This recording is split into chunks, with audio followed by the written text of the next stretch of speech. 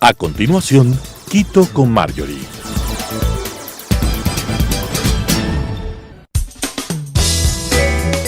Clasificación A.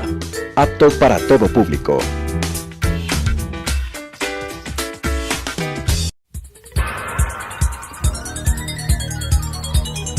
Las opiniones vertidas en este espacio por la producción y dirección del programa son de exclusiva responsabilidad de sus autores y de quienes intervienen en ellos.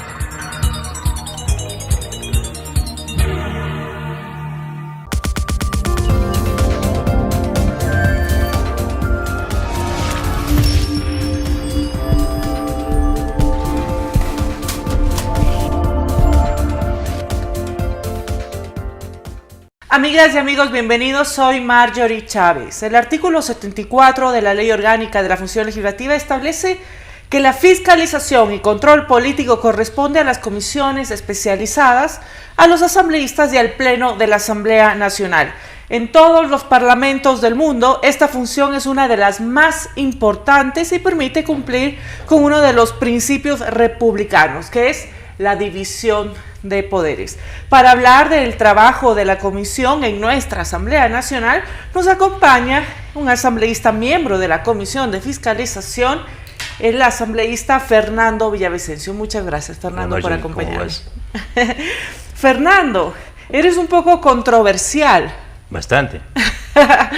¿Y a qué se debe? ¿Qué piensas tú? El que investiga está en el ojo mal visto, es el lado oscuro, es la mala conciencia. La mala conciencia. Claro. Hay unos que nos quieren en general y otros que nos odian, pero ¿a ti cómo podrías tú hacer ese balance? Bueno, yo soy odiado por los que deben odiarme y eso me causa un gran cariño y un gran respeto, porque si los delincuentes de cuello blanco y guayabera me quisieran así bastante, pues yo estuviese muy preocupado. Así es que me honra tener su odio. Yo hago mi trabajo, como tú el tuyo, y creo que hablemos de los legisladores que sí devengamos bien nuestro sueldo, pues yo creo que estás en mi lado también.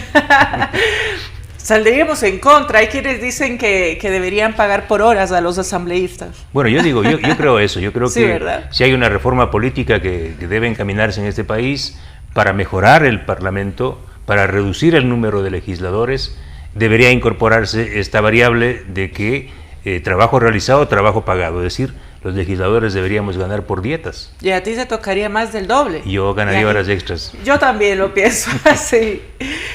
Voy a comentar un poquito sobre tu perfil, porque hoy te conocen, por supuesto, por la comisión, por tu trabajo legislativo, pero también hay todo un trabajo periodístico detrás y, por supuesto, toda una carrera de vida que te llevó hasta aquí. Pero naciste en un pequeño poblado en la provincia de Chimborazo. Sí. Es un político chiquito, ecuatoriano de 57 años. Fuiste dirigente estudiantil, incursionaste en política dentro del movimiento Pachacutic y luego en Polo Democrático y actualmente eres asambleísta nacional. Periodista, Fernando Villavicencio trabajó en varios medios de comunicación en nuestro país. Su especialidad siempre ha sido el tema petrolero. También denunciaste varios hechos de corrupción a través de la revista Vanguardia y el portal de investigación Focus. En el gobierno del expresidente Correa, pues tuviste problemas a nivel personal también por tus investigaciones. Y eso nos trae hasta aquí. Cuéntanos un poquito cómo ha sido el trabajo en la Comisión de Fiscalización en estos ya 4 meses. Bueno, en ese largo camino de desdichas y alegrías, o ese camino de desdichas y alegrías me llevó a donde estoy. Del periodismo de investigación, dar un salto a la política es de alto riesgo. Y asumí ese riesgo porque pensaba completar mi trabajo, que no lo pude hacer desde el periodismo, porque en el periodismo proyectas, prendes el reflector y ahí está la verdad, ¿no? Entonces eso es, hasta ahí llegas tú. Pero ante un estado inerte, un estado silente que no pasa a la sanción, a la búsqueda de la plata mala vida, entonces dije yo, creo que desde la Asamblea, desde la Comisión de Fiscalización, podría completar mi trabajo. Y claro, y llego y empiezo a hacer eso que me comprometí con mis electores, con el país, y no les gusta a muchos, casa adentro y casa afuera. Pero sí sientes que puedes realmente cumplir con tus electores desde la Asamblea Nacional, o también llega un momento en donde te sientes bloqueado. Bueno, hay un bloqueo en la Asamblea, mira, por pedir información sobre algunos legisladores que tienen investigaciones en la Contraloría General del Estado, me ha costado el odio de propios y extraños, y los bloqueos y las amenazas de la propia presidenta de la legislatura, y otros que han planteado quejas en mi contra pidiendo mi sanción. Más radicales me han pedido la cabeza de la Comisión de Fiscalización, y otros más radicales que me vaya de la Asamblea. Esos son los riesgos, pero yo estoy ahí. Es más, te puedo decir, y tú ya sabes, si me cortan la cabeza acá, yo me paso al otro lado, y de ahí sigo al otro lado, y finalmente voy a volver al periodismo de investigación. Pero jamás dejaré de prender el reflector para ver las cucarachas, como se suele decir en el mundo periodístico, ¿no? Y en el trabajo de la comisión en particular, ¿qué has encontrado? ¿Cuál es tu balance? A ver, nos hemos impuesto la tarea de combinar el trabajo de juicios políticos, que para mí es lo más sencillo, ¿no?, con la gran investigación de las tramas gigantes de corrupción. Y nosotros aprobamos una agenda de 65 grandes casos de investigación. Para ponerte ejemplos, Coca-Cola Sinclair, INA Papers, la falsa refinería del Pacífico, la fallida repotenciación de la refinería Esmeraldas, una fallida central hidroeléctrica como Toachi Piratón, más de 3.000 millones de dólares que desaparecieron de fondos del terremoto de Manabí. Es decir, estas grandes tramas que son ya de 20 años, casi 20 años de corrupción, están en la agenda de investigación de la Comisión de Fiscalización, y también los juicios políticos, como nunca antes. En 14 años la Comisión de Fiscalización no hizo lo que esta comisión ha hecho en 100 días. 2 juicios políticos a 2 altísimas autoridades de control, al Contralor, excontralor Pablo Celi, al Defensor del Pueblo, y ahora tenemos ya un tercer juicio en marcha que está caminando en contra del exministro de Hidrocarburos, René Ortiz. Comparecencias, 14 horas de trabajo in situ y en territorio, y algo muy bonito: sacar la Comisión de Fiscalización a la gente. Ya hemos armado 4 Contralorías Sociales en Chimborazo, en Pastaza, en Azuay y ahora en Galápagos, para que la gente sea parte de los procesos de investigación y fiscalización. Muchas gracias. Hemos hablado un poco sobre esto, los juicios políticos que han llevado durante estos 4 meses. Ambos se producen casi a la par, ¿verdad? Demostrando la debilidad que existe en nuestras instituciones para prevenir el cometimiento de cualquier tipo de acto indebido. ¿Cuál crees tú que es la principal debilidad de nuestra institucionalidad para prevenir actos de corrupción? Un Estado tomado por bandas delictivas. Yo no creo que el problema de Ecuador sea un tema sencillo. Yo por eso hablo de un Estado delincuente, porque no hay un espacio del Estado, de la institucionalidad, ya sea del gobierno central, de los gobiernos locales, donde no haya tocado el dedo de la corrupción, y son estructuras, no son pequeños delincuentes. Si tú te puedes dar cuenta, Marjorie, no es un caso aislado de que un mal funcionario público hizo uso indebido de recursos, no. Estamos hablando de operaciones delictivas de una altísima criminalidad. O sea, son estructuras que se organizan en la sombra, con códigos, porque si tú analizas el caso Arroz Verde, donde la fiscal tomó nuestra investigación y dijo, ah caramba, aquí estamos hablando de una estructura delictiva, de una organización criminal que tiene una estructura vertical con un líder de líderes que era Rafael Correa, y abajo cada quien tenía como una orquesta, ¿no? Tocaba cada quien su instrumento, pero para el gran delito, los delitos de cuello blanco. Estas estructuras macro que nosotros detectamos en el Poder Central, en el Ejecutivo durante 14 años, se han diseminado en todo el sistema sanguíneo del Estado. Está en los gobiernos locales pequeños, en los más grandes, está en todo lado. Entonces, tenemos una estructura criminal. Tú me preguntas, ¿y ahora qué hacemos para zafarnos de eso? Yo creo que el país necesita una profunda reforma política. Yo consideraría que el gobierno de Guillermo Lasso podría ser el gobierno de transición de un Estado delincuente a una verdadera democracia. ¿Crees que se han dado los pasos necesarios para esa transición? Creo que intenta hacerlo, pero no logra liberarse el propio presidente de estas estructuras viejas que están ahí, ¿no? Creo que hasta ahora tiene un bonito capital acumulado con esta suerte y también un poco de eficiencia y eficacia en el manejo de la pandemia y de la vacunación. Debería apalancarse en ese éxito. y dar paso a lo que él se comprometió. Se comprometió a una lucha frontal contra la corrupción, que no lo está haciendo todavía. Se comprometió a impulsar proyectos de ley orientados a la recuperación económica, que aún está en diseño y en borrador. Y han pasado 100 días, entonces yo creo que no hay que dejar acumular las deudas porque después se atranca la puerta. ¿Cuál debería ser la respuesta de la sociedad civil, de la academia y por supuesto de los medios de comunicación para, pues todos juntos, en una suerte sistémica, poder enfrentar la corrupción? Después de 14 años de un Estado delincuente y de un Estado silente a la vez, yo creo que es hora que las instituciones o los ciudadanos que estamos cumpliendo roles en estas instituciones, debemos ser parte de un acuerdo para darle tiempo y un poco de más tiempo al nuevo gobierno. Yo no soy partidario de los bloqueos, yo no soy lacista, ¿sí? Pero comparto algunos anhelos del presidente y de alguna gente que está en Creo. Comparto anhelos de otros bancadas, comparto contigo muchas visiones, con otros, incluso con legisladores de UNES, comparto visiones y anhelos. Es decir, uno puede encontrar un país diverso, un país contaminado, pero también bueno, y hay que filtrar esa gente buena, esas experiencias buenas, esos anhelos, esas esperanzas, y poder darle chance al gobierno, ¿sí? Yo creo que no es hora de levantar muros.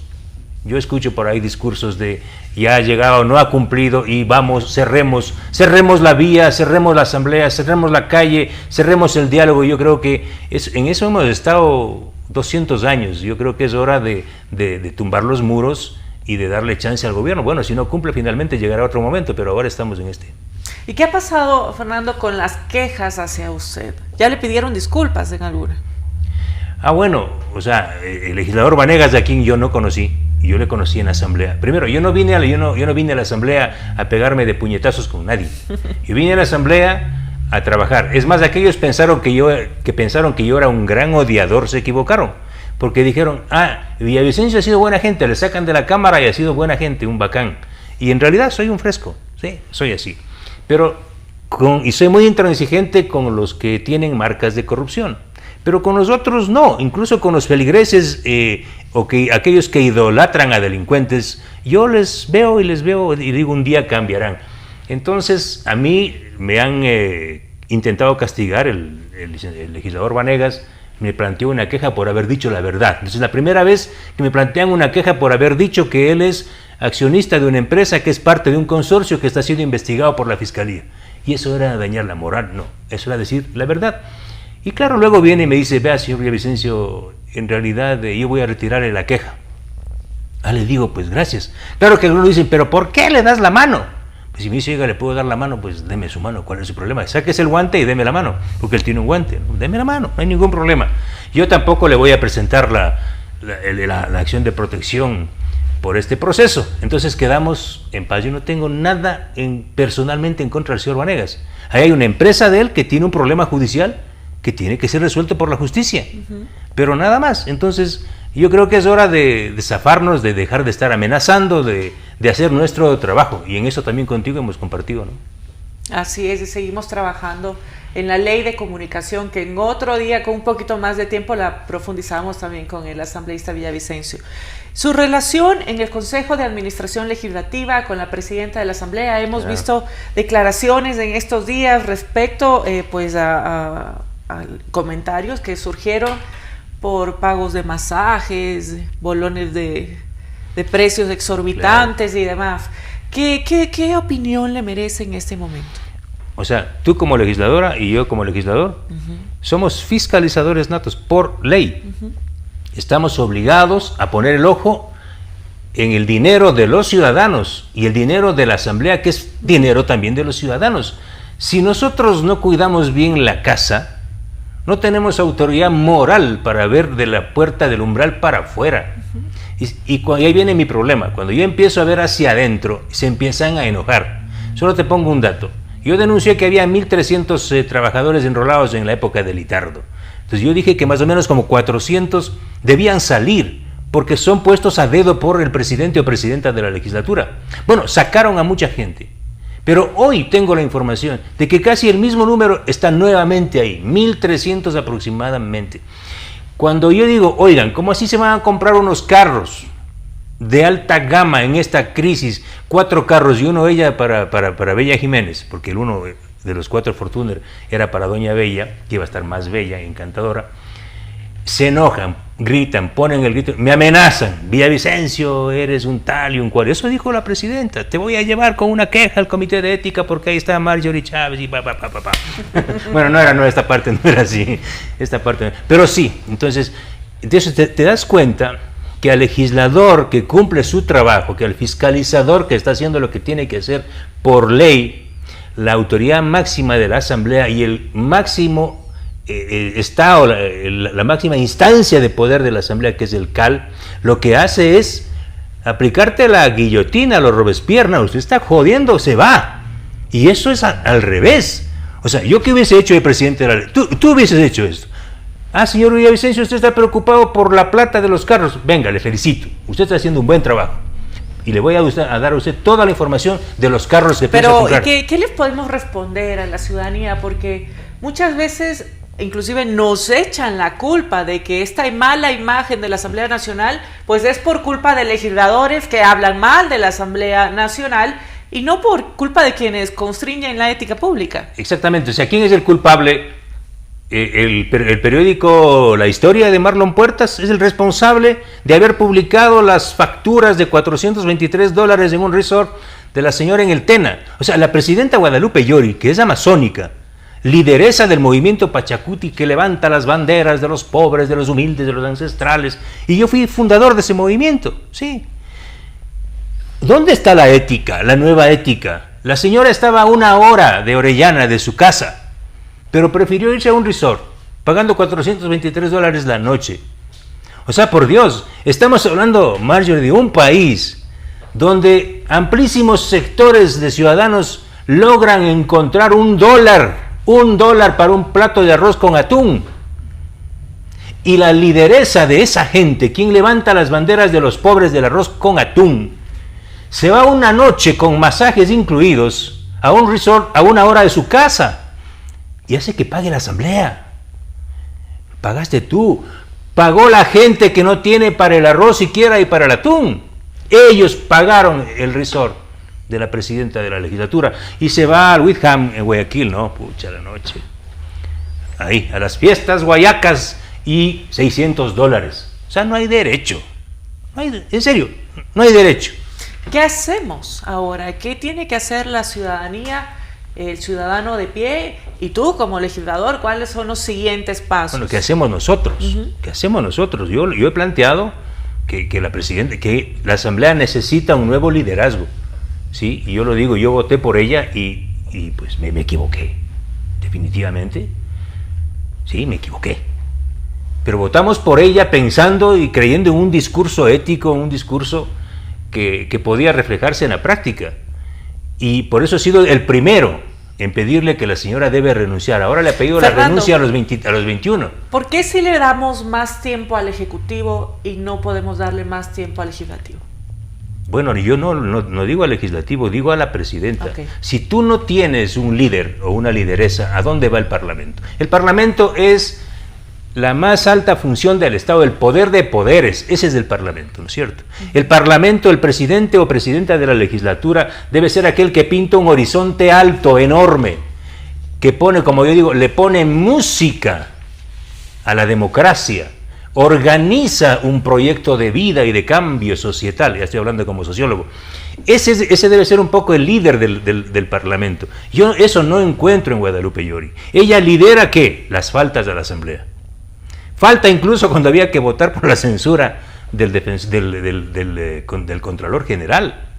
O sea, ¿qué ejemplo le da al país y a los legisladores alguien que se va a gastar la plata de los ciudadanos de esta forma, que no asiste a las sesiones, que no puede dirigir bien una sesión, que persigue a los disidentes y opositores como Fernando Villavicencio? ¿Ese es un presidente de la legislatura? No. Entonces yo lo que te planteo a ti y le planteo a todos los bloques es que la Asamblea está en un momento crítico. O sobrevivimos o sobrevivimos curándonos hacia adentro, curamos estas heridas entre nosotros para presentar una imagen distinta a la sociedad, o definitivamente nos vamos a la casa en una consulta popular o algo parecido. Creo yo que ha sido un intento de hacerlo este trabajo que se ha realizado al interno de los partidos para pues denunciar a sus propios miembros que están aparentemente involucrados en casos de corrupción. ¿Crees tú que esto ha sido puntual? O sea, es simplemente como para limpiar un poquito la imagen, porque no se ha hecho en todos los casos.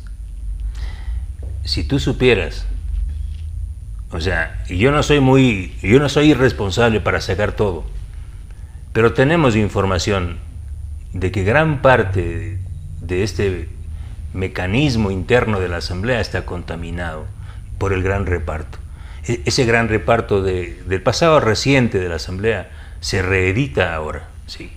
Hay cuotas de poder en las provincias que manejan los legisladores de casi todas las bancadas, de casi todas. Pero las Fernando, bancadas. para que exista este reparto, como ya conocíamos, quizá tiene matices diferentes, ¿no?, a los años anteriores, pero tiene que haber alguien también del gobierno que conoce de aquello, porque esta depuración que se hace al interno de los partidos no se tiene que hacer también en el Ejecutivo y en el Pero gobierno. por supuesto, pero los legisladores, cuando estamos en campaña, tenemos la obligación de leer un libro que se llama Constitución de la República, y cuando ya llegamos, aunque seamos perezosos, de leer la Ley Orgánica de la Función Legislativa y el Código de Ética, entonces uno sabe que un legislador no puede negociar y gestionar cargos públicos, y peor aún, a cambio de dinero, porque esto ya pasa a la órbita de lo penal. Por esa razón, el caso de Bella Jiménez es un caso paradigmático, es un espejo del pasado. La señora no entendió, y si leyó, dijo, bueno, me importa un rábano, ¿sí? Si leyó la Constitución y la Ley Orgánica, ¿qué hizo? Pidió dinero. Yo denuncié ese caso. Izquierda Democrática, ¿qué hizo? Bueno, ellos asumieron un proceso de autodepuración. También tienen el caso del señor Recalde, de otro legislador. Hay otros legisladores de Pachacuti que han hecho lo propio, y otros legisladores que también han hecho lo mismo. Yo espero que las otras bancadas inicien ese proceso de autodepuración. De lo contrario, si la Asamblea no logra autodepurarse, tanto como bancadas, cuanto como institución, ¿sí?, yo creo que es un momento de un nuevo acuerdo interno en la Asamblea. Reitero esto, es el momento de un nuevo acuerdo interno en la Asamblea para refrescar y honrar el trabajo de la legislatura. Y la corrupción en el sector privado no queda de lado, Fernando. Para nada. Es que no puede haber una corrupción sin lo público y lo privado. Es el que paga el soborno, que es el privado siempre, porque así tiene que ser, y el público que recibe el soborno. Entonces ahí se genera un delito que es de concusión.